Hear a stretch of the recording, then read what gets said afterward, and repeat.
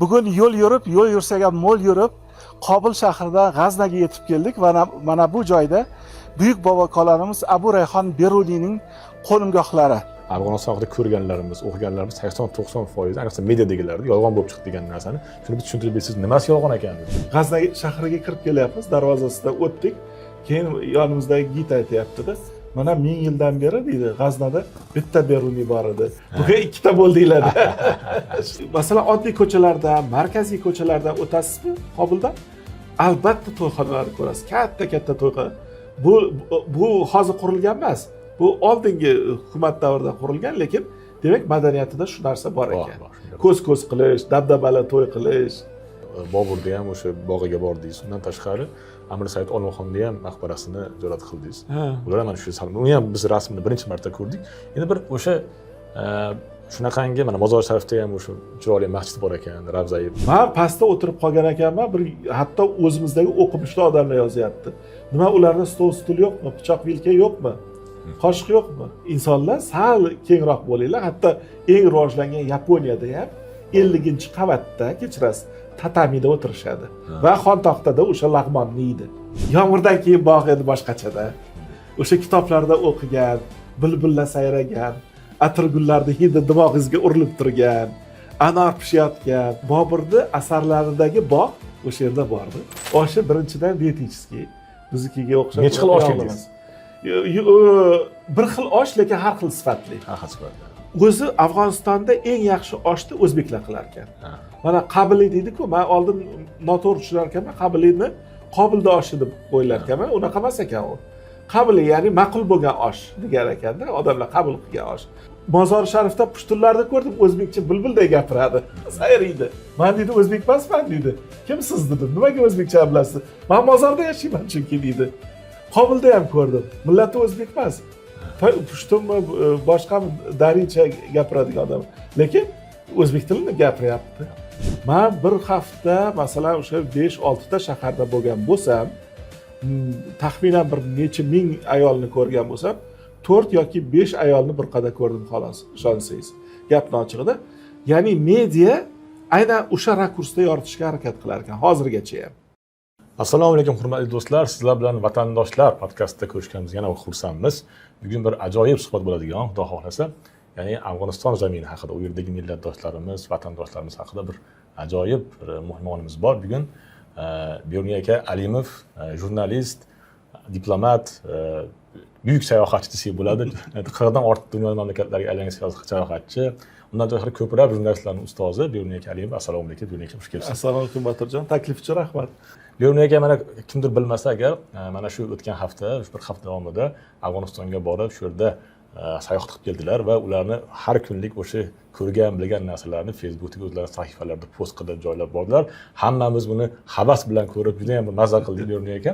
Shuning uchun ham birinchi navbatda kelganlaridan keyin iltimos qildikki, bilan suhbat qilib, vatandoshlarimizga mana shu o'zlarining taassurotlarini, ayniqsa o'zlarini tilma aytganda 80-90% ga o'zgargan fikrlarni, o'sha stereotiplarni o'zgarganligi haqidagi ma'lumotlarni olishga harakat qildik. Beruniy aka, suhbatning boshida bir odamlar bir qiziqtirish uchun umuman afg'on xalqi bilan bog'liq biron bir qiziq narsani aytib bersangizda endi. Qarangda, gapni ochig'i endi tilda ozgina farqimiz bor, boshqa, lekin aynan o'sha nima deydi, mehmon do'stligidan tashqari ularning hazilkashligi meni juda ham hayratda qoldirdi. Hatto masalan, nafaqat men bilan, balki ikki afg'on masalan hozir ko'rishadi-da, oradan 1 minut o'tgandan keyin ular bir-biri bilan hazillashib, bir-birining kayfiyatini ko'tarishga harakat qilishadi. Bu narsa G'aznaga borgan kunimiz ham bo'ldi-da. G'azna shahriga kirib kelyapmiz, darvozasidan o'tdik. Keyin yonimizdagi gid aytayapti-da, mana 1000 yildan beri deydi, G'aznada bitta Beruniy bor edi. Bugun ikkita bo'ldinglar. Shunaqa deyapti. Jiddiy. Endi Beruniy aka, o'zi Afg'onistonga borish safari qayerdan chiqdi, bu taqarrur qachon kelingan, qachon rejalashtirilgan, nima sabab bilan bordingiz? Agar uni nima deydi, o'sha bolalik xotiram bilan bog'liq deb o'ylayman, 80-yillardan o'sha paytda masalan maqolalar o'qirdik, kitoblar bo'lmasa ham keyinchalik mana oxirgi 10 yil ichida yangi kitoblar chiqdi Afg'oniston haqida. Endi u fiction bilan nima aralash, reallik aralash. Masalan, Xolid Husayniyning o'sha trilogiyasini juda ko'pchilik o'qidi O'zbekistondagi kitobxonlar ham o'qidi. Hatto men eslaymanki, o'sha kitobni o'qiyotgan paytimizda ho'ngrab yig'lagan paytlarimiz bo'lgan. Nima uchun? Chunki biza o'sha bir devor qo'shnimizni taqdiridan bexabarligimiz odamni qaysi alam deydimi buni, bu tuyg'uni hatto tushuntirib bera olmayman sizga. Va o'shalarning orasida oxirgi 1 yil 2 yil ichida podkastlar yoki o'sha yoqqa borilgan reelslar, har xil ijtimoiy tarmoqlardagi videolar, kontentlar ko'payib qoldi. Shu jumladan masalan oxirgi mana shu yarim yilda ichida o'zimizni jurnalist qizlarimizdan biri Muhabbat Mamirova 2 marta Afg'onistonga bordi. Buyuk bobo kalonlarimiz qabrlarini ziyorat qildi, Alisher Navoiydan boshlab. Va undan tashqari yana bitta katta turtki bo'lgani bu o'sha 15 yil Kobulda O'zbekiston elchisi bo'lib ishlagan Yodgorxo'ja aka kitoblari bo'ldi. 500 betlik kitob yozganlar. Shaxsan o'zlari uyimga olib kelib berganlardan men bir haftada o'qib qo'ydim u kitobni va o'zlariga keyin video qilib ham yubordim taqdimotiga. Ya'ni bu yerda axborot ko'p edi va o'zim to'plagan, lekin o'sha axborotlar qaysidir ma'noda borishga undadi-da. O'shaning uchun bilaman, masalan, xavfsizlik hali ideal darajada emas, tavakkal qilib borib keldik. Ya'ni bu o'zingiz bordingiz, biron bir, chunki shu kunlari hukumat delegatsiyasi ham katta bir odamlar bo'lgan ekan, unga aloqasi yo'qsiz? Yo'q, umuman aloqamiz yo'q, lekin xabarimiz bo'ldi. Delegatsiyamiz vakillari ham aytishdi, ko'rishaylik deyishdi. Afsuski bizni vaqtimiz to'g'ri kelmay qoldi. Lekin bular hammasi o'sha Afg'onistonni O'zbekistonga ochilayotgandan dalolat beradi. Men oddiy turist sifatida bordim. Afg'onistonning qaysi shaharlarida bo'ldi shunda? Xo'p, Mozori Sharifdan boshladik. Endi chegarada albatta Hayratondan keyin o'sha 1 soat 1,5 soat Mozori Sharif shahri, undan keyin samolyotda 40 minutlik yo'l bu Kobul. Agar masalan nimada boraman desangiz, avtomobilda u 10 soat deyishdi. Yaqin bo'lgani bilan yo'llar sifatsiz bo'lgani uchun 10 soat yurish kerak deyishdi. Men o'shaning uchun samolyot tanladim. Demak, Kobuldan chiqib biz G'azna shahriga bordik. G'aznadan yana Mozori Sharif, Kobuldan kelib yana Mozori Sharifga keldik. Mozori Sharifdan keyin bu yoqdagi, ya'ni o'zbeklar yashaydigan shimoliy hududlarga bordik. Balxga, Oqcha shahriga, uni shahariga, viloyatiga, ya'ni tumanlariga, qishloqlarigacha borib keldik. Shimirg'onga ham bordingiz. Aynan Shimirg'onga ham bordik. Bilishim bo'yicha Shimirg'on bu general do'stimning vatani. Shunday. Hatto general do'stimni uslubida kiyinishni yaxshi ko'rishar ekan o'zbeklarimiz. Endi mana bu yerda dedi, mana afg'on xalqi, umuman siz borgan shimoliy tomonlari bizning xalqimizga qanchalik yaqin? Bilasizmi, aynan menimcha biz endi agar tarixiy nima deydi, perspektivadan qarasak, bu o'zi aslida Janubiy Turkiston. Biz faqat u haqda kam bilamiz. Ular lekin bordi. Masalan, hatto menga bilasizmi, o'sha Shimirg'onni bir viloyat nimasidan tumanda o'tayotganimizda, viloyat tumanida Buxoro darvozasini ko'rsatishdi. Ya'ni 18-asrda 50-yillargacha rasman Buxoro hududi hisoblangan deydi. Demak, chegara bo'lganda chegara hudud. Chegara hudud bo'lgan. Ya'ni masalan, o'zi aslida ham O'zbekistonning tarixini, O'zbekistonning madaniy bir qatlamini yoki oldingi bir ajdodlarimizni tarixini o'rganmoqchi bo'lsak, baribir Afg'oniston bilan bog'liqda. Biz hozirgi chegaraga unaqa ramziy ma'noda qarashimiz kerak. Aslida o'zbeklar, turkiylar o'sha 1000 yillar oldingi tarixga qarasangiz ham G'aznaviyni o'zi yoki G'aznaviy bilan yonma-yon turib ishlagan Beruniyni o'zi olim sifatida. Bularning hammasi turkiylar, bular hammasi o'zbeklar. Shunday, Turkiston nimalarida? Albatta. Endi mana siz asosiy mana biz yozgan o'sha ko'pchilikka bir nima deb bo'ladi, shov-shuv bo'lgan postingiz, ya'ni Afg'oniston haqida ko'rganlarimiz, o'qiganlarimiz 80-90%, ayniqsa mediadagilarda yolg'on bo'lib chiqdi degan narsani shuni bir tushuntirib bersiz, nimasi yolg'on ekan mediadaga? Shunday. Qarang, birinchidan men kitoblardan boshlamoqchiman. Kitoblarda endi to'qima obrazlar bari ko'p bo'ladi. Ba'zi joylari ko'pirtiriladi, ba'zilari masalan real qahramonlar asosida quriladi. Men unaqa qahramonlarni hali uchratganim yo'q.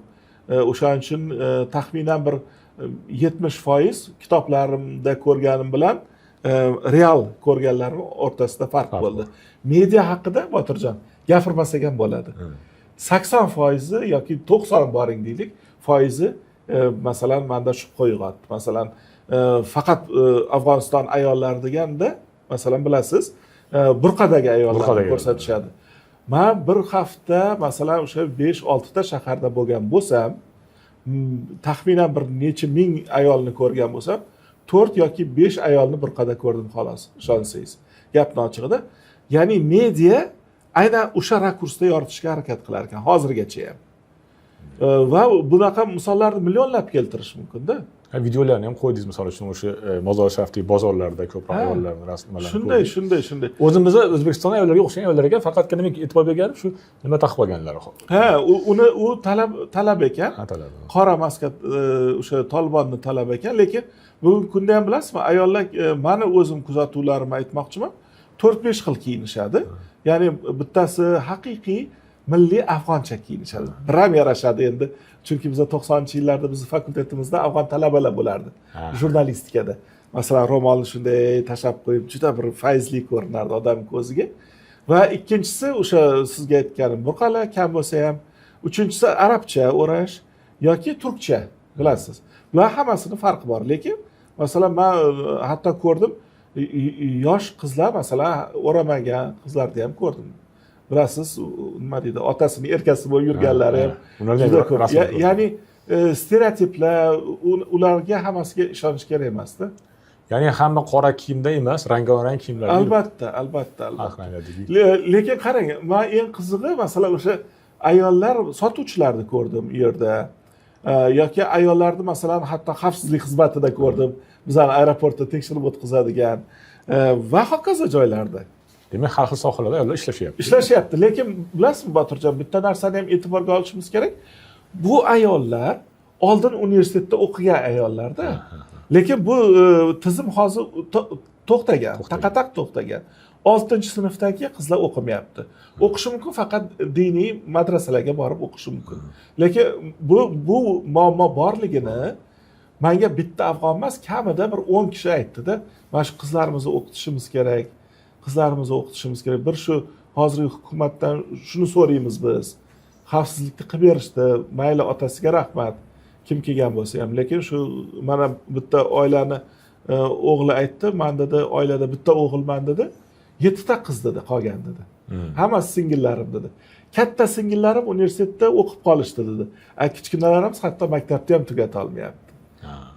O'shaning uchun balkim ko'chib ketarmiz, agar balkim vaziyat o'zgarsa, qizlarga erkinlik bersa, balkim o'qishar degan ma'noni aytishyapti. Haqiqatan ham mantiqan olib qarasangiz ham 6-sinfgacha o'qigan qiz ertaga vrach bo'lib ayollarni ko'rikdan o'tkaza olmaydi-da.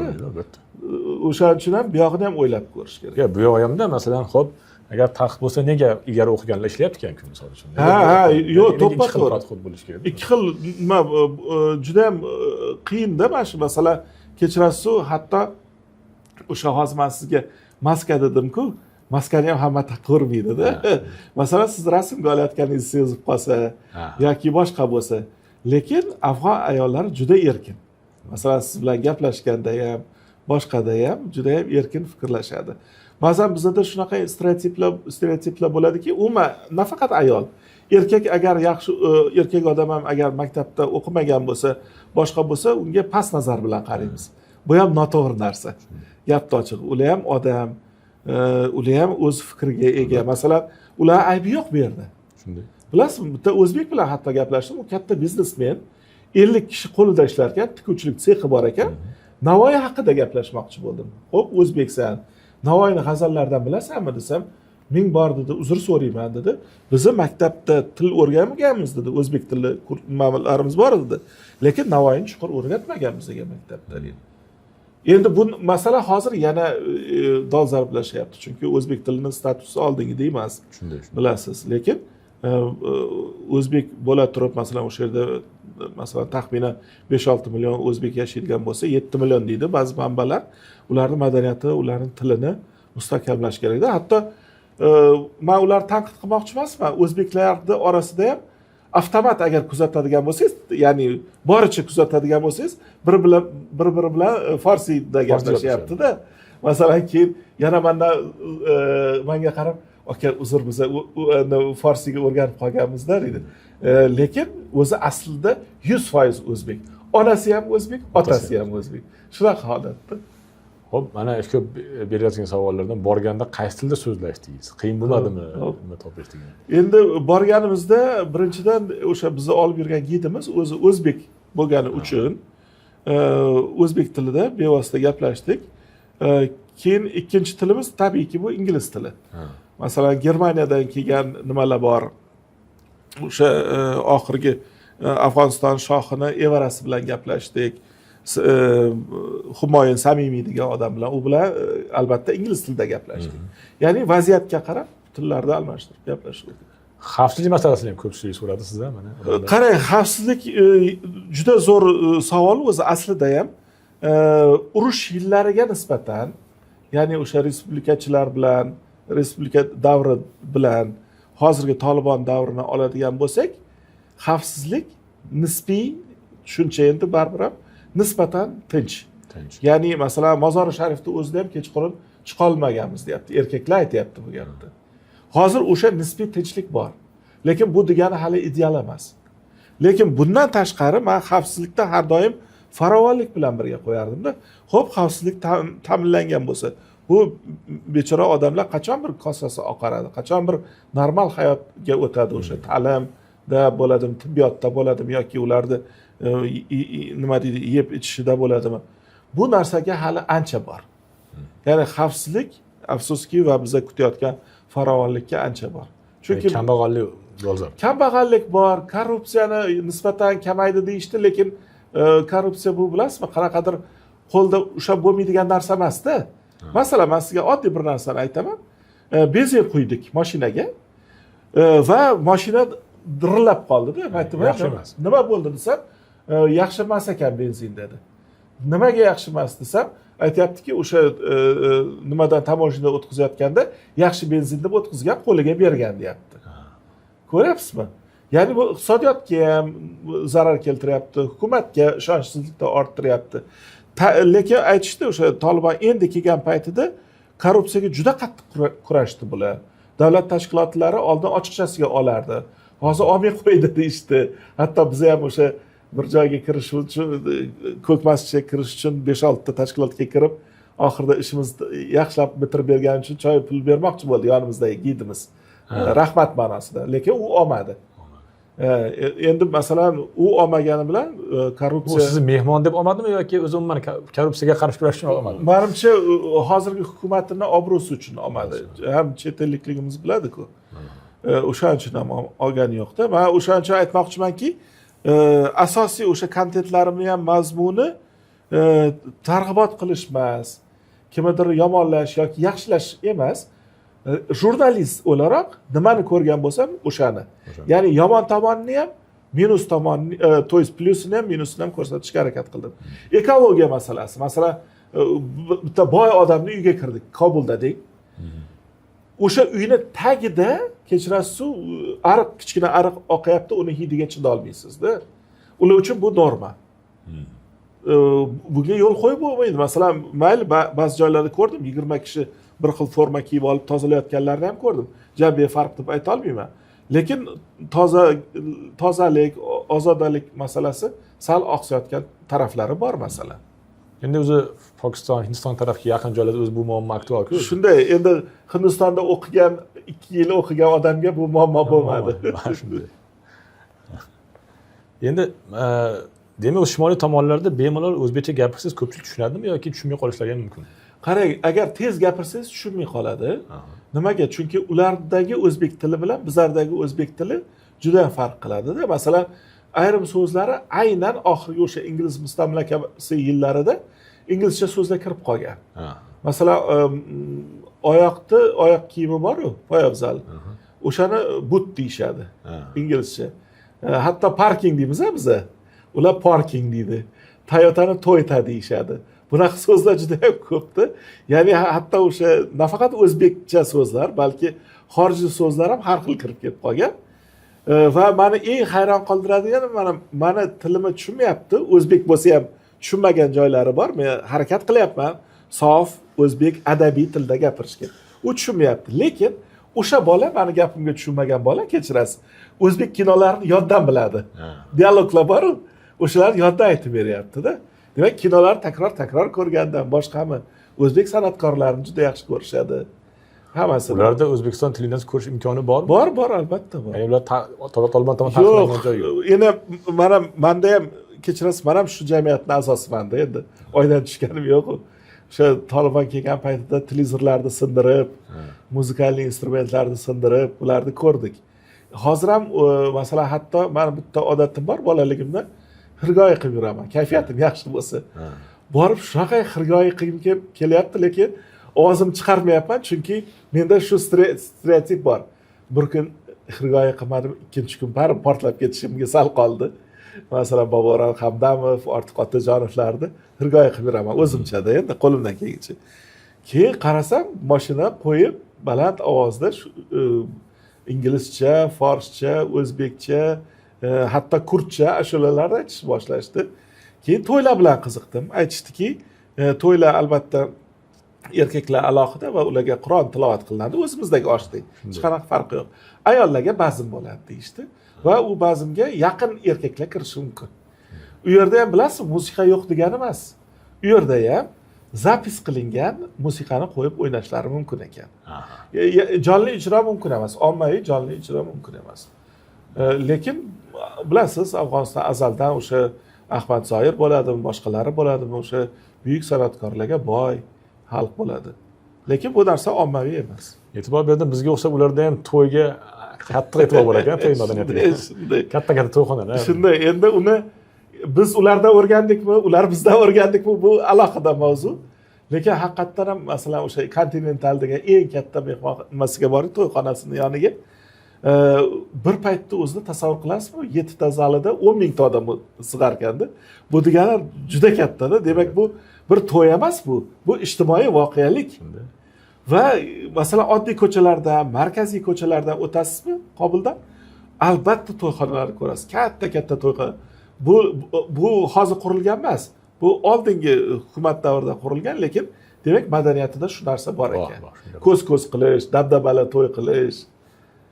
Osham, palovlardan ko'rdingiz. Gapni ochiq emas, sizdan hech narsa bekitmayman. Har kuni osh yedi. Chunki oshi birinchidan dietический. Biznikiga o'xshab. Necha xil osh yedingiz? Bir xil osh, lekin har xil sifatli. Har xil sifatli. O'zi Afg'onistonda eng yaxshi oshni o'zbeklar qilar ekan. Mana qabili deydi-ku, men oldin noto'g'ri tushunar ekanman, qabilini Qobilda oshi deb o'ylar ekanman. Unaqa emas ekan u. Qabili, ya'ni ma'qul bo'lgan osh degan ekanda, odamlar qabul qilgan osh. Va buni eng yaxshilari Qobilda bo'ladimi, G'aznadami, Mozori Sharifdami, Shibirg'ondami, buni o'zbeklar pishirsagina shirin bo'lar ekan. Bu Toshkent oshiga o'xshar ekan ozgina. Ha, Toshkentning oshiga o'xshaydi. Masalan, nima deydi, o'sha mayizi joyida, go'shtni juda ko'p solishar ekan. Eng qizig'ini aytaymi sizga? Bizda oshni ustiga go'sht qo'yamiz-ku. Ular nimagadir go'shtni ustiga guruch qo'yishar ekan. O'shaning uchun ham ba'zilar aytayapti, nima ular go'sht yemaydi deb. Tonnalab go'sht yeyishadi. Albatta. O'zbek-ku. O'zbek. Endi tushunishim bo'yicha siz birinchi boshlaganda nimadan boshladingiz? Shu bir Qobuldagi universitetga borib, bu yerda bir ilm odamlari bilan suhbatdan bo'ldi. Bu ham rejalashtirilganmidi? Qarang, bu ham tasodif bo'ldi. Gapni ochig'i, biz endi sayoq sifatida borgandan keyin o'zi bor yo'q bir hafta. Bir hafta borib universitetda dars o'tamanmi yoki aylanamanmi? Gapni ochig'ida. Tem bo'lish shuncha yildan beri orzuyimiz. U qanaqa tasodif bo'ldi? O'zimizni Toshkentdagi universitet o'qituvchilari nimaga borishgan? Tadqiqot markazi, bu yerdagi Toshkentning o'zidagi aql markazlarini nimalari, tadqiqotchilari Afg'oniston tarafini Fanlar akademiyasining taklifi bilan va ulardagi o'sha think tank deymiz, aql markazi ularni chaqirishgan va o'sha ularning dasturida bir kuni xususiy universitetga borish rejalashtirilgan ekan. O'sha Salam universitetiga. Bir kun oldin menga qo'ng'iroq bo'ldi. Biz Toshkentdamiz, u kishi bilan oldindan tanishdik. Islomxon degan yigit bilan Gaffarov. Oldin Hindistonda bir konferensiyada Afg'oniston bo'yicha qatnashganmiz. Va o'sha yigit aytib qoldi, agar vaqtingiz bo'lsa, ertaga o'sha O'zbekiston haqida birga gapirib bersak. Siz balkim o'sha nima deydi, yosh olimlarga tavsiyalaringiz bordir dedi. Bu men uchun yaxshi imkoniyat. shans. Gapni ochig'i. Endi casual bo'lsa ham bor kiyimimizda borib dars o'tdik. Men nima haqida gapirdim? Fan kommunikatsiyasi, science communication, ya'ni fan uchun bo'lib qolish kerak emas. Siz yozayotgan dissertatsiyangizni odamlar ham, hukumat ham bilish kerak, toki u jamiyatni rivojlanishiga hissa qo'shsin. Chang bosib kutubxonada qolib ketmasin degan ma'noda ularga ma'ruza o'qib berdim. O'ylaymanki, ma'qul bo'ldi ularga. Ularda bunaqangi xususiy davlat universitetlari ko'pmi? Albatta ko'p. Endi bilasizmi, hozir eng katta muammo bu haqda o'sha Salom universitetining rektori bilan suhbatda ham aytib berdi. Asosiy universitetlarda professorlari hukumat almashganda ketib qolgan. Va hozir ularda PhD yoqlagan o'qituvchilar kam. O'shaning uchun yetishmayapti hozir, ko'proq yosh olimlar chiqarishga harakat qilyapmiz deyishdi va hozirgi dars berayotganlar ham ko'pchilik Pokistonda o'qib kelgan. Chunki Pokiston hukumati shu paytgacha yiliga 3000 dan ziyod kvota bergan Afg'onistonga o'qib kelishga. Endi ular ham ko'proq o'sha diniy ta'limda, masalan, diniy huquq yoki boshqa, masalan, o'sha din bilan bog'liq kurslarni o'qib kelishgan. IT bo'yicha masalan boshqa joylarda o'qishgan, Eronda, boshqa joyda. Lekin ming afsuski, bugungi kunda o'sha nima deydi, Pokiston bilan ham, bu yoqdagi qo'shnisi Eron bilan ham eksport sohasida ham yoki ta'lim sohasida ham aloqalar uncha yaxshi emas. Yaxshi emas.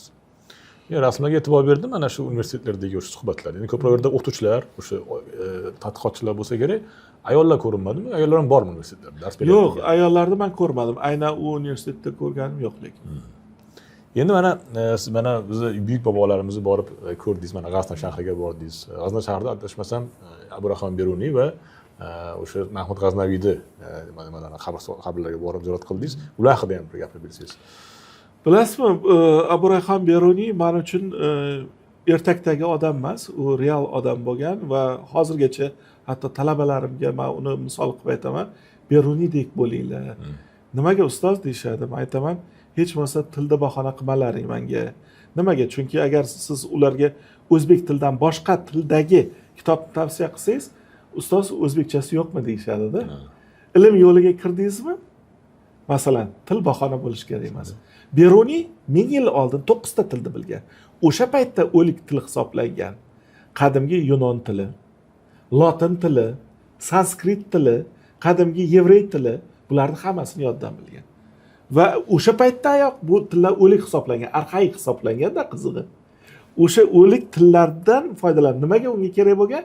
Chunki ungacha yozilgan kitoblarni o'qib, o'shalarni yo tasdiqlash yoki inkor etish maqsadida. Ilm qilish uchun kerak. Haqiqiy ilmni ishini masalan Beruniy qilganda, o'shaning uchun ham bu birinchi masala. Ikkinchi masala, otim Beruniy bo'lgani uchun men buni ma'naviy qarz deb hisoblardim. Borib baribir hech bo'lmasa bir martagina bo'lsa ham ziyorat qilishim kerak, imkoniyat bo'lganda deb shu maqsadda borgan. Shu odamga orzu havas qilib ismingizni qo'yishganda? Albatta, shunaqa bo'lgan. 973-yil 4-sentyabrda buyuk bobomiz tug'ilgan bo'lsa, 1973 4-sentyabr roppa-rosa 1000 yilda biz tug'ilganmizda. Assalomu alaykum hurmatli do'stlar. Bugun yo'l yursak ham mo'l yurib, Qobil shahridan G'aznaga yetib keldik va mana bu joyda buyuk bobo kolonimiz Aburayxon Beruniyning qo'nimgohlari.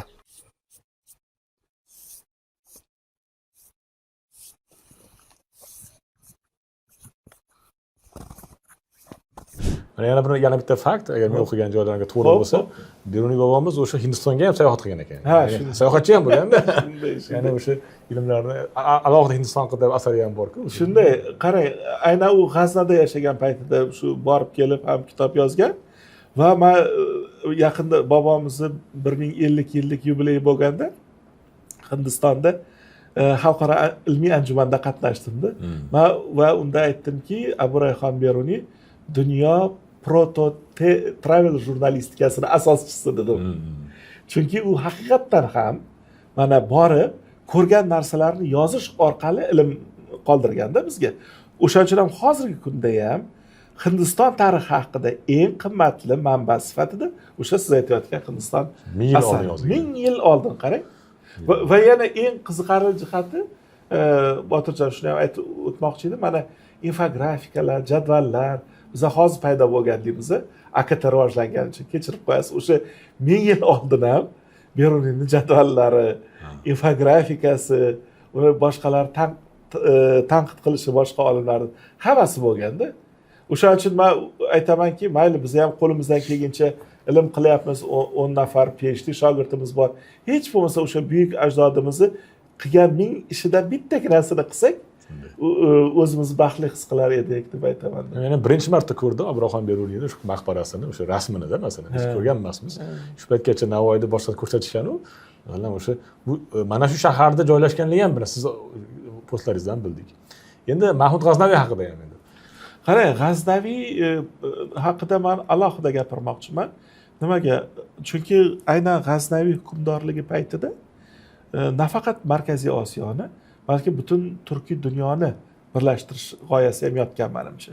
Nimaga? Chunki aynan o'sha Beruniyni Kot shahridan, qadimgi Xorazmdan G'aznaga olib kelinishi va u emin-erkin o'sha yerda ilm bilan shug'ullanishiga aynan G'aznaviy yordam bergan. Mahmud G'aznaviy yordam bergan. Va u aytganki, o'sha paytda o'zida G'azna shahrini mana shu Markaziy Osiyoda, kerak bo'lsa butun dunyodagi eng yirik madaniyat va ma'rifat markazi qilaman degan. Qarangda, va yana bitta ahamiyatli jihat shundaki, mana eski shaharlarga ko'p borganmiz, siz ham, men ham ko'p borganmiz. Lekin o'sha haqiqatdan ham qayerda bir ma'rifat markazi, madaniyat markazi bo'lgan bo'lsa, hatto binolar o'sha paytdan kam qolgan bo'lsa ham 900 yillik ikkita minora bor. Ana o'sha minoralar ham shunaqa zo'r saqlangan. Qarangda, bizni ota-bobolarimiz hatto arxitektura sohasida ham dunyoni ko'tarib turgan ekanda. Masalan, o'sha tepasidagi geometrik naqshlar deysizmi, boshqa deysizmi, odamni aqliga sig'maydi bu narsalar. Lekin o'sha madaniyat o'chog'i bo'lganligi, butun Mavro nahrni birlashtirgan markaz ekanligini hozir ham borsangiz uni sezasiz. O'sha energetikani sezasiz. Mahmud G'aznaviy o'shanisi bilan ham tarixda qolgan deb o'ylayman-da. Va shu gap kelganda bitta narsani aytib o'tmoqchiman. Biz o'zbek olimlarining tarixini, shoirlarining tarixini, hukmdorlarining tarixini Afg'onistonsiz tasavvur qila olmaymiz. Albatta. Ular aynan o'sha joy bilan bog'liq. Shu Navoiyda birinchi navbatda. Albatta, Navoiy, mana Boburning o'zi ham vasiyatini qarang. Boburni ham aynan o'zi vasiyat qilgan. Shunday. Mana o'sha adashmasam Qobulda Boburda ham o'sha bog'iga bordingiz. Undan tashqari Amir Said Olmaxonni ham maqbarasini ziyorat qildingiz. Ular ham mana shu uni ham biz rasmini birinchi marta ko'rdik. Endi bir o'sha shunaqangi mana Mozor Sharifda ham o'sha chiroyli masjid bor ekan, Ravzai bor ekan. Ya'ni shu yerga borishda Afg'onistonda o'ziga yarasha bir haligi o'ziga xos byurokratiyasi bor haqida gapirdingiz. Shuni ham tushuntirib bersangiz, bormoqchi bo'lganlarga. Qarang, bu kutilmagan narsa bo'ldi, chunki men nimaga o'sha yerda rasmga tushishni xohladim, chunki O'zbekistondan borgan har qanday rasmiy delegatsiya bo'ladimi yoki bizga o'xshagan oddiy turist bo'ladimi, Ravzai Sharifda rasmga tushishardi-da, o'sha gumbazlarning oldida, va u ramziy ma'noda. U nafaqat Mozori Sharifning ramzi, balki butun Afg'onistondagi eng go'zal, eng jozibali bir arxitektura namunasi desak bo'ladi. Men u yerga kirmasam bo'lmasdi. Borgan kunimiz imkoniyati bo'lmadi. Qobulga borib, G'aznaga borib, yana qaytgandan keyin yana harakat qilaylik dedim. Keyin ertalab soat 8 da boshlagan bo'lsak, bir 4 ta 5 ta tashkilotga kirib, ya'ni oldin siz madaniy meros nimasiga borishingiz kerak, boshqarmasiga, Baliq viloyatinikiga, keyin u yerdan chiqasizda Afg'on Tur degan tashkilot bor. Afg'on Turga borasiz. Afg'on Turda agar omadingiz kelib rozi bo'lishsa, bankka borasiz, Afg'on bankka. U yerda adashmasam $25 dedim, to'laysiz va yana Afg'on Turga qaytib kelasiz va sizga u yerda keyin muhr qo'yib xat berishadi, ruxsatnoma. Ruxsatnomasini ham o'qib ko'rsangiz, ajoyib yozilgan. Hurmatli, endi u ruxsatnoma bilan u yoqqa borasiz-ku. U yerga borganingizdan keyin ham birinchi bo'lib xavfsizlik xizmatiga uchrashishingiz kerak va u yerda xatida yozilgan o'sha ruxsatnomada falonchi, pistonchi O'zbekiston fuqarosi ziyorat uchun kelgan, unga yaxshilab ko'rsatinglar, xavfsizligini ta'minlanglar, shu gaplar yozilganda. Ya'ni bu masalan oddiy turist uchun erish tuyuladi. masalan man endi mayli qabul qilishim mumkin bu narsani, har bir davlatda o'z qonun qoidalari bor, balkim turistlar orqasidan bir qism ishlab qolish, masalan o'zimizda ham kechirasiz, o'zbeklarga bir narx, xorijliklarga boshqa. Rossiyada ham xuddi shunaqa. Masalan Tretikovkaga kiradigan bo'lsangiz, bilasiz, o'zbeklarga boshqa narx, o'ziga boshqa narx. Va bu tabiiy deb qaradim bu narsaga, lekin turistlar boradigan joylarda iloji boricha ruxsatnomalar olinadigan taqdirda ham yoki o'sha kirish pullik bo'lgan taqdirda ham osonlashtirish kerak, soddalashtirish kerak. Hozir shunda har bitta shaharga borsa turist alohida olish kerakmi? Butun Afg'oniston bo'yicha bitta hujjati ham bor bular. Qarang, qonunchilik bo'yicha siz har bitta viloyatga borganingizda alohida olishingiz kerak ruxsatnomani. Lekin agar gidingiz bo'lsa, u ishlarni o'sha gidni o'zi amalga oshiradi. Bemalol butun masalan u joyga borma, bu joyga borma degan gapni eshitganim yo'q. Lekin masalan aytyapti, ba'zi joylarda masalan oldin Kandahorga umuman yaqinlasha olmasdik. Biz o'zimiz afg'on bo'lib. Hatto o'sha Kandahor hududiga kirishga duximiz yetmasdi degan gaplarni eshitdik-da.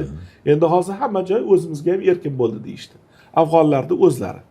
Xavfsiz bilan bog'liq. Xavfsiz, lekin viloyatdan viloyatga, tumandan tumanga o'tganingizda shlagbaum turadi. Ha, bizda ham yaqinda bor. Ha, yaqin. To'xtab, salom berib o'tasiz. Hujjatingizni unaqa tekshirishmaydi-yu. Lekin ayrim muzeylarga masalan afg'on kiyim kiyib o'tishga harakat qildim, bari to'xtatib qolishdi. Tanib qolishgan. Shunaqa bo'lsa kerak. Demak, baribir tashqi ko'rinishga qarab turib qaraydi. Masalan, chet tilligingiz biladi-da. Agar ruxsatnomangiz bo'lsa qo'ymaydi. Qo'ymaydi. Boburda ham xuddi shu narsa. Endi hamma joyda borda bu narsa. Endi mana shuncha joyga boribsiz, bir tabiiy savol tug'iladi. Hirotga nega bormadingiz? Qarang, Hirot zo'r savol, chunki Hirotga borish rejam bor edi. Bu yoqqa borsam, Hirotga borsam, bu yoqqa ulgurmasdim. Ya'ni o'rtadagi masofa sabab bu safar bora olmadim. Xudo xolasa keyingi safar. Kecha atayin ko'rdim, xaritani ancha uzoq ekanda. Ha, u uyoq chekkasida va eng katta hududlardan bittasi Hirot. Lekin nasib bo'lsa boraman deb niyat qilib qo'ydik endi. Bizga qiziqdi, endi Hirotda hozir qaysi til gaplashar ekan deb. Yo'q, Hirotda ham menimcha o'zbeklar ko'p yerda ham, albatta. O'sha bilasizmi, bu haqda elchimiz ham yozgan. Hirotda dedi, mehmonxonani oynasidan shunday qaradimda dedi. Navoiy filmi bor-ku, o'sha urush yillari olingan. Panorama bor, Hirotning ustida olingan. Endi maketmi, xudo biladi. Lekin o'sha narsa turibdi hali ham deydi-da. O'sha boya yuqorida aytganimizdek, o'sha buyuk ajdodlarimizni ruhi, energetikasi hali ham saqlanganda bu yerda. Xo'p, endi mana oddiy hozirgi kunda oddiy afg'onlarni o'zini bir kayfiyati qanaqa? Siz gaplashganlar, boshqa. Men oddiy ko'p e'tibor berdim. Ko'pchilik oddiy uylarda, oddiy dehqonlar uylarida bu juda ham sodda hayot ko'rdik. Hali bizdagi 90-yillardagi ba'zi qishloqlarimizga hayotga ham o'xshab qolar ekan, odamlar ham o'xshaydi. Ularning kayfiyati qanaqa? Endi kambag'alchilik bormi, muammolar Qarang, bormi? men gaplashganlarim orasida boyroq odamlar ham bor edi. Ular aksariyati endi kelgan. 40 yil Saudiyada yurgan, 40 yil Germaniyada yurgan, 40 yil Shvetsariyada yurgan. Endi yangi hukumat kelgandan keyin 40 yil, 45 yil deganda endi kelganlari ham bor. Bu bitta qatlam. Ular masalan shu o'zgarishlardan xursand, yana qaytib o'zini ona yurtida masalan biznes qilish niyatida. Lekin umumiy agar o'sha katta ommani kayfiyati haqida gapiradigan bo'lsak, ular eng qizig'i o'sha kambag'al bo'lsa ham hayotdan mamnun bo'lish hissiyoti bor ekan. Buni endi o'sha o'zimizni madaniyatimizga xos shukr qilish bilan bog'liq narsa deb o'ylashimiz mumkin. Lekin muammolar haqida men o'ylaganim ular gapirishmaydi menga deb. Lekin bemalol gapirishyapti-da. Masalan, kimdir hozirgi hukumatni yoqtirmasligi haqida menga aytyapti. Masalan, nima payti yaxshi edi jumhuriyat paytida. Kimdir masalan qizlarim maktabga borsa edi deydi. Kimdir aytadi bizda ishsizlik deydi. Kimdir aytadi qani chegara ochilsa-da deydi, O'zbekistonga davolanishga borib kelsam deydi. Muammolar juda ko'p. Juda ko'p. Men endi bilasizmi, sayohat sifatida negativga e'tibor berganim yo'q. Negativ deb bo'lmaydi. Bor muammolar deydi. Bor muammolar haqida agar men gapiradigan bo'lsam, o'sha kayfiyat birinchidan o'zimga ta'sir qilardida. Agar bitta muammoga yopishadigan bo'lsam yoki ochib beradigan bo'lsam, keyingi muammo. Afg'oniston yana boshqalardan farq qilmasdi, boshqa kontentlardan farq qilmasdi. Afg'oniston qanaqadir qo'rqinchli mamlakatga aylanib qolardi. Men esa harakat qildim uni nima deydi, pozitiv tomondan yoki o'sha plyuslarini, oddiygina bozorlarni, oddiy odamlarni suhbatlashib, ularni ko'rsatishga harakat qildim. Bozorlarda narx-navo qanday solishtirganda bir? Solishtirganda ancha arzon, yemish arzon, ular tomoq deyishar ekan. Tomoq, oziq-ovqat arzon va o'lchovlari ham qiziq ekan. O'tirsa. Men yozdi alohida. Qarang. Siz masalan olma olmoqchisiz, kartoshka kam yeyishar ekan bizdan ko'ra. O'zlarining boshqa narsalari bor. O'sha narsalar kichik xaltada 7 kilodan hisoblanar ekan. U bir ser hisoblanar ekan. Bir ser qobilcha 7 kilo. Bu yoqda shimoliy biza tarafda 14 kilo. O'shanda siz aytishingiz mumkin ekan. Mozori Sharifcha sermi? Ya'ni 14 kilomi yoki qobilcha? Qobilcha degani 7 kilo ekan. Lekin bu degani xolasangiz ham, xolamasangiz ham shunaqa og'irlikda olasiz degani emas. Masalan, yashikda turgan bo'lsa, mevasi yoki o'sha pomidori, sabzavotlari, ularni o'zingiz shtuchni ham olishingiz mumkin bo'ladi. Ya'ni ularda oddiy o'zimizga o'xshagan kilogrammli toshlarda o'lchanmaydimi? Yo'q, unaqa yo'q. Bor, agar siz kiloli olmoqchi bo'lsangiz. Va bitta eng qiziq narsani aytib bermoqchiman. Bir kuni nimaga kirdik? Supermarketga, katta supermarket. Mozori Sharifda 4 ta 5 ta bor ekan, bittasiga yaqinrog'iga kirdik. Va keyin tabiiyki uydagilarga sovg'a olish kerak. Men aytdim, ustozimga ham olishim kerak. Ustozimga nima ma'qul bo'ladi? Choy, tabiiy choy. Keyin choy bo'limiga o'tdim, o'sha baqqollik bo'limi deymiz. Bordim, qarasam bitta podarочный sovg'a bor turibdi, bir 100 ta choyni ichida. Men shuni olaman deb shundan qarasam, Made in Uzbekistan turibdi. Aytdim, bo'pti dedim. Menga kiloli choy beringlar dedim. O'zbekistonda ishlab chiqarilgan mahsulot baribir ko'zimizga yaxshi ko'rinibdi-da o'sha yerda. Keyin kilolisini olib qo'ya qoldik. Ustozga ham, boshqaga ham. Endi biz bu yerda mana jurnalist sifatida mediasi ham qiziq ularni, media makoni. Odatda o'sha Tolibonda ham o'sha konferensiyalarni ko'rsak, juda ko'p o'sha ommaviy vositalarni nimalari, mikrofonlar turgan bo'ladi. Bu degani ularda shunaqa ko'p media bormi? Ya'ni telekanallar, boshqalar umuman e'tibor berib telekanallar qanchalik so'z erkinligi bor, qanchalik o'sha xususiy kanallar bor shu masalada. Qarang, xususiy kanallar juda ko'p, lekin endi son jihatdan albatta biznikida emas. O'sha universitetga borganimizda ham bu haqda gaplashdik. Masalan, bizda 3000 dan ziyod va ularning soni ko'payapti deb gapirib berdim. O'sha ayniqsa elektron nashrlar O'zbekistonda ko'payapti desam, yo'q, bizda u tendensiya yo'q deyishdi. Ayrimlari yopildi Tolibon kelganda va ayrimlari xususiy bo'ladimi, davlatniki bo'ladimi, ular faoliyat ko'rsatyapti. Ulardan eng masalan o'sha ko'p auditoriyaga ega kanallardan bittasi Tolo telekanali haqida gapirmoqchiman. Nimaga? Chunki uni ta'siri boshqalarga nisbatan kuchliroq. Ayniqsa Kobuldagi elchixonalarga. Bu xususiymi, davlatnikimi? U davlatniki. Lekin o'zi odatda uni xususiy ham deyishadi. Gap shundaki, u oldingi hukumatni davrida ham yaxshi ishlagan.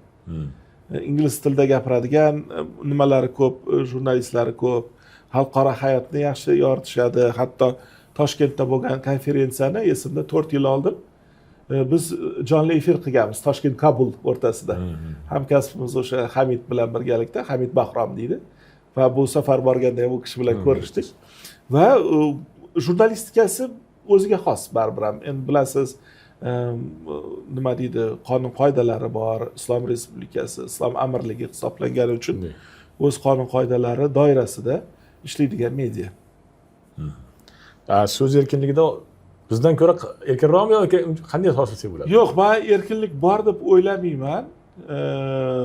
Ayniqsa biz bilan solishtirmagan bo'lardim, chunki bizning mediamiz ancha muncha nima deydi, shishkalar olib o'rganganmizda. Endi biz qayerda masalan qizil chiziqlar qayerdaligini juda ham yaxshi bilamiz. Ularda hatto bu narsaga ham yetib kelishmaganda, odamlar sizga erkin gapirishi mumkin, media gapira olmaydi. Chunki media nazorati bari kuchli. Endi mana hamma so'rayapti turgan narsa, mana qiziq, hamma mana sizni ham hozir intervyuzni ko'rib hamma qiziqadi, boshqa qiladi. Afg'onistonga qanday qilib borish kerak endi odam? masalan o'sha borishda qanday bosqichlari bor, nimalarga e'tibor berish kerak va shu bir haftalik sayohatingiz misol uchun qanchaga xarajat bo'ladi degan bir.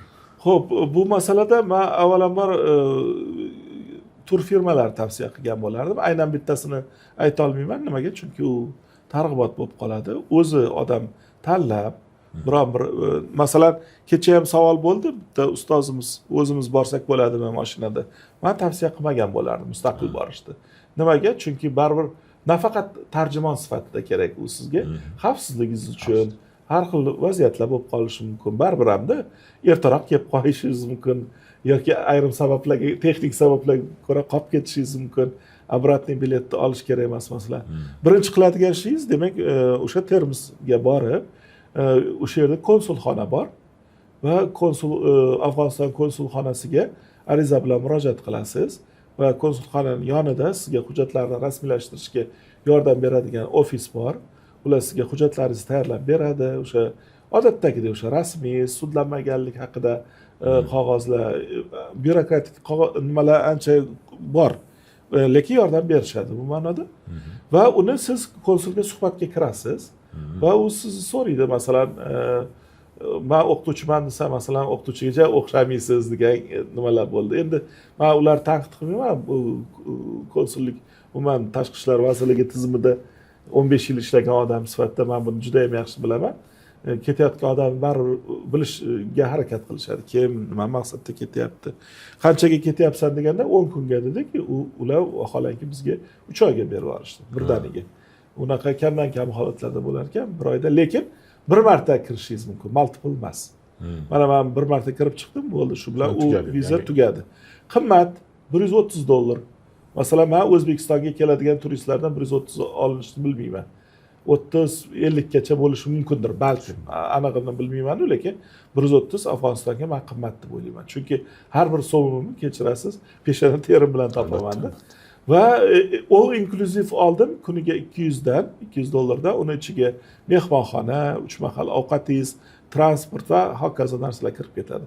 Agar o'zim boradigan bo'lsam, bu narsalarda iqtisod qilishim mumkin.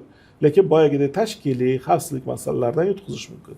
O'shaning uchun boradigan odamlarga men tavsiya qilgan bo'lardimki, albatta gid, albatta rasmiy tur agent orqali borishni tavsiya qilgan bo'lardim. Keyin u yerda mana yurgan paytda masalan oddiy hozirgi bizning kiyimimiz emas, masalan mahalliy kiyimga o'tib olgan ma'qulroqmi o'zidan? Yo'q, ma'qul deb ayta olmayman. Sizga agar qulay bo'lsa, bu savolda ham aytmoqchi, juda ko'p berishdi. Kimdir hatto haterlar paydo bo'ldi, ularning kiyimini kiyish shartmi? Birinchida ularni kiyim emas. Ko'pchiligi bari o'zimizning ota-bobolarimiz kiygan o'sha Beruniy, G'aznaviy, Boburlar kiygan kiyim. Hech bizga nima joyi yo'q, begona joyi yo'q. Bu birinchidan. Ikkinchidan, hech kim sizga masalan O'zbekistonda kiygan kiyimingizni Afg'onistonda kiymang deb aytmaydi. Yoningizda odam bor, uni o'zingiz xohlaysiz. Menga masalan ikkita odam sovg'a qildi. Birinchisini o'sha gidimiz sovg'a qildi, ikkinchisini shohni, o'sha oxirgi Zoir shohni evarasi sovg'a qildi. Uni yo'q deb ayta olmaysiz. Uni yonida kiyib xursandman. O'zi aslida turist sifatida men bitta narsani aytib qo'yishim kerak. Qaysi davlatga borsam $25 dan $100 milliy kiyim uchun ajratib qo'yaman. Vyetnamga bordingizmi, shapkasini bari olaman. Masalan, o'tgan yil nimaga bordikmi? Dubayga masalan $100 bo'lsa ham o'sha kiyimini oldim. Afrikaga bordimmi? Afrikaliklarning kiyimini oldim. Va hokazo. Ya'ni u yerda ham hech kim majburlanmaydi. O'zingiz sayoq sifatida buni istaysiz, rasm uchun, kontent uchun va kelganingizda u narsa yuzda esdalik bo'lib turadi. O'zbekistonda kiymagan taqdiringizda. Endi munosabat mahalliy aholi tomonidan endi masalan zamonaviy kiyimlarga munosabat yomon emasmi degan ma'noda. Yo'q, ularni o'zlari ham kiyib yurishadi.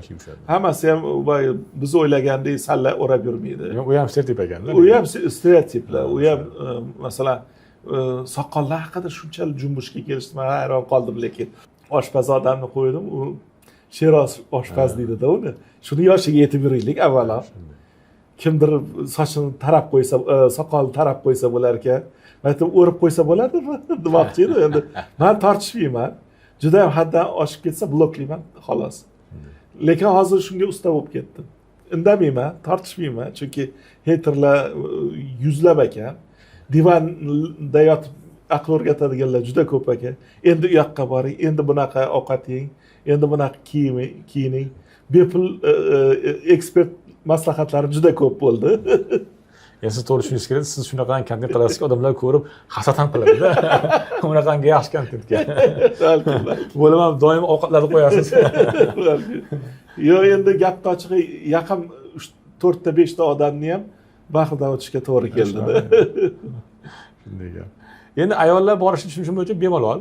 U ham so'raldi ko'pincha. Qarang, men aynan o'zimizni ayol blogerimizni orqasidan bordim. Bunday qaraganda. O'zimizni universitetdagi shogirdimiz masalan 2 marta bordi. Navoiyni qabrini supurib kelganini ko'rib, men yig'lab ko'rdim o'sha syujetda. Masalan, qizimiz o'sha nima deydi, xavfsizlik choralaridan ham nima qilmasdan borib, o'zi bordimi? O'zi bordi, lekin uni ham gitlab olib yurganda. Gitlab olib yurgan. Lekin qiz bola bo'la turibdi. Masalan, hatto Afg'onistonning konsuli ham aytayapti-da, men aytdim, o'sha qizni ustozi bo'laman, universitetda dars berganman unga desam, ha, muhabbatni men eslayman dedi. Chunki dedi, Afg'onistonga nimagadir dedi, sizlarda ayollar kam boradi dedi. Shu u ham stereotipda. U ham stereotip. Ko'chalarda mana borib, sayyoh mana bloger sifatida o'sha tasvirga olish boshqalarda muammo kelib chiqmaydimi turistda? Yo'q, men sezmadim. Endi masalan siz kimni olmasligingiz mumkin. Misol uchun biz ham odammiz, ular ham odam. Yosh bolalarni masalan ko'p ham olgim kelmadi. Masalan, yuzlab emas, minglab kechirasiz, aytsam ham odam g'alati bo'lib ketadi. Ko'chada yurgan tilanchi bolalarni ko'rdim-da. Ular juda ko'p Afg'oniston bo'yicha, juda ko'p. Hatto serfarzand endi bilasizmi, ko'pchiligini hatto ota-onasi yo'qmikan ham deb o'yladim. Keyin surishtirdim ham, nimaga ko'chada shuncha bolalar qolib ketdi, bilasizmi? Bolalar alohida qatlam. Kattalar alohida qatlam, kichkina bolalar, inson tuqqan-ku ularda ham. Oyog'ingizga yopishadi, qo'lingizga yopishadi, mashinangizni taqillatib uradi. Ba'zilar mashinangiz yurib ketyapti. Mashinaga yopishib siz bilan yuradi. Xuddi Amerika samolyotlariga odamlar qanotiga chiqib olgan deydi. Juda dahshat. Men bu haqda yozgim kelmadi, chunki nima deydi, o'zimning kayfiyatimga ta'sir qiladi. Keyin surishtirdim. Nima bu bolalarga qaramayapti hukumatingiz? Nimaga ko'chada yotibdi bular? Ko'chada yuribdi desam, buni dedi boshida o'sha yangi hukumat kelgan paytda hammasini yig'ib bitta joyga yetimxonalar ochib, ovqatini ta'minlab nima qildi. Lekin ularni muntazam o'qitish kerak edi. Chunki ular ko'chani bolasi bo'lgancha yana ko'chaga ketib qoldi. Lekin eng dahshatlisi ertaga ular bitta kasbni ham egallamaydi-da. Chunki tilanchilik orqasidan oson pul topyapti u. Avvalo qaroqchi aylanadi ertaga. Ertaga qaroqchiga aylanadi. U kasb bo'lmaydi uni qo'lida-da. Ularning taqdiri nima bo'ladi? O'shani odam o'ylaydi. Bir oyog'idan ajralgan odamlarni ko'p ko'rdim, masalan, balkim urush paytlarida o'sha minaga tushgan bo'lishi mumkin. Boshqa bo'lishi mumkin. O'sha taraflari ham odamni sal nima deydi, o'ylantirdi-da gapni ochib. Demak, shunaqa bo'lmasa, haligi tasvirga olishdan muammo yo'q ko'chada. Yo'q, masalan, qarang, siz qanaqa tasvirga ola olmaysiz? Masalan, siz bilan biz jurnalist sifatida o'zimizni hududimizni bilamiz, qayerda mumkin, qayerda. Siz masalan ko'chada bir ayol yuzini ochib ketayotgan ayollarda juda ko'p ko'rdim. Misol uchun bo'ynlarigacha ochiq. Bizda hatto masalan o'rangan qizlarimiz men bergacha ochiq qizlarni ko'rdim-da. Masalan, o'sha afg'on milliy kiyimi shunaqa-ku. Masalan, o'sha bari olgim keldi endi jurnalist sifatida. Lekin qaysi ma'noda haddim sig'madi. U yerda endi ozgina farosatni ishlatib olasiz-da. Ha, o'shada masalan, hadeb ayollarni rasmga ovurish, masalan, ko'rgan bo'lsangiz o'sha ayollar haqidagi postimda ham uzoqdan olishga harakat qildim ayollarni. Bolalarni umuman olgim kelmadi, chunki bolalar huquqlarini juda yaxshi bilamiz. O'shaqa joylarda o'zim olmadim. Lekin kimdir masalan kameramni to'xtatib, "Sen buni syomka qilgin, buni qilmagin" deb aytgani yo'q. Xohlagan joyimda erkin masalan tasvirga olib yurish imkoniyati bo'ldi. Juda yaxshi. Endi mana siz ko'p joyga borgan odamsiz, ko'p davlat bo'lgansiz. Mana shu bir tajribali turist sifatida Afg'onistonga borish tavsiya qilasizmi yo'qmi vatandoshlarimizga? Va o'zingiz bormoqchimisiz? Xo'p, qarang, men ham tavsiya qilardim, ham tavsiya qilmagan bo'lardim. Chunki uni borishdan avval o'zini odam tayyorlash kerak edi. Masalan, doimiy ravishda komfort zonada yurgan odamlar, ta'til deganda faqat nima deydi, qumli nimalar, plyajlar yoki dengizlarni tasavvur qiladigan odam umuman yaqinlashmagan ma'qul. Yoki yana ba'zi sabablari bor. Afg'oniston bitta millatli mamlakat emasda. Bir nechta millat yashaydi va ular do'stona yashaydi aslida. Bunday qarasangiz. Hatto Mozor Sharifda pushtunlarni ko'rdim, o'zbekcha bulbulday gapiradi, sayriydi. To'g'risi hamda, "Men dedi o'zbek emasman" dedi. "Kimsiz?" dedim. "Nimaga o'zbekcha bilasiz?" "Men Mozorda yashayman chunki" dedi. Qobilda ham ko'rdim. Millati o'zbek emas. Pushtunmi, boshqami daricha gapiradigan odam. Lekin o'zbek tilini gapiryapti. O'shaning uchun turli millatlarni, madaniyatini, etnik odatlarini, boshqalarni hurmat qila olish kuchiga ega odam bo'lish kerak. Birovlarga o'zini qoidalarini o'rgatish, faqat o'zini prizmasi bilan qaraydigan odam Afg'onistonga bormasligi kerak. Keyin yana bitta masala, masalan, u yerda bilasiz, mana restoranga kirdingizmi, xolasangiz yerda o'tirasiz, xontaxtada, xolasangiz umuman dasturxonni polga to'shab berishadi, xolasangiz stol. Men pastda o'tirib qolgan ekanman, bir hatto o'zimizdagi o'qimishli odamlar yozyapti. Nima ularda stol yo'qmi, pichoq vilka yo'qmi, qoshiq yo'qmi? G'alati-da, masalan, insonlar sal kengroq bo'linglar, hatto eng rivojlangan Yaponiyada ham 50-qavatda, kechirasiz, tatamida o'tirishadi va xontaxtada o'sha lag'monni yeydi. Biz qachondan boshlab bunaqa yevropalashib ketdik bilmayman. To'g'risi hamda biz o'zbekmiz. Biz Osiyo odamlarimiz, biz sharqning odamlarimiz. Nima qilibdi polda o'tirsangiz, nima qilibdi qo'lingizda taom yesangiz. O'shaning uchun bu Afg'onistonga borishi kerak bo'lmagan odamlarning ro'yxatini alohida tuzib ko'rdingiz. O'sha nuqtai nazardan. Mana bizda Termiz issiq o'zi asli. U Termizdan ham janubiyroq. Havo issiqmi? Zo'r savol beryapsiz. Men ham aslida xavfsizlikdan ko'ra havoga ko'proq nima qildim. Chunki sog'liqdagi muammolar bor, ozgina boshqa o'sha nuqtai nazardan. Lekin borganimizda endi Xudoyim mehribonda, 2 oy yog'magan yomg'ir sharillab quyib berdi-da. Bu narsa Kobulda ham bo'ldi. 2 soatda tindidi. Keyin biz Bobur bog'iga bordik. Yomg'irdan keyin bog' endi boshqacha-da. O'sha kitoblarda o'qigan, bulbullar sayragan, atirgullarning hidi dimog'ingizga urilib turgan, anor pishayotgan, ana Boburning asarlaridagi bog' o'sha yerda bordi. Demak, havo unaqangi biz o'ylagandek jazirama issiq emas. Yo'q, jazirama emas edi. Endi qaytayotganimizda sal isidi, lekin o'zi aslida bu yil juda ham issiq bo'libdi, xuddi bizlardagidek va dehqonchilikka ham ancha zarar keltirgan. Masalan, bitta o'sha uzumni olaylik. Uzumlar bu yil Afg'onistonda mayda-mayda bo'lib qolgan. O'zi aslida yirik o'sha Husayni ham bor, kishmish bor. Keyin kishmishning oq xili ham bor ekan. Sal taxirroq, lekin yesa bo'ladi. Ayniqsa tandirda uzilgan non bilan yesangiz bor, deysizda. Bugunga rahmat katta. Salomat bo'ling. Qiziqarli suhbat bo'ldi. Rahmat. Mana biz hammamizni Afg'oniston haqidagi ko'plab bir noto'g'ri fikrlarimiz, taassurotlarimiz o'zgardi meni tushunishim bo'yicha va ko'pchilikda borishga qiziqish bo'ldi, paydo bo'ldi, xudo xolasa.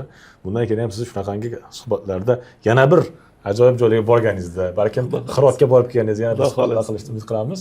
Aka, rahmat. Tartibli sayohat qilishlar. Rahmat, taklif uchun sizga rahmat. Rahmat, salomat bo'ling.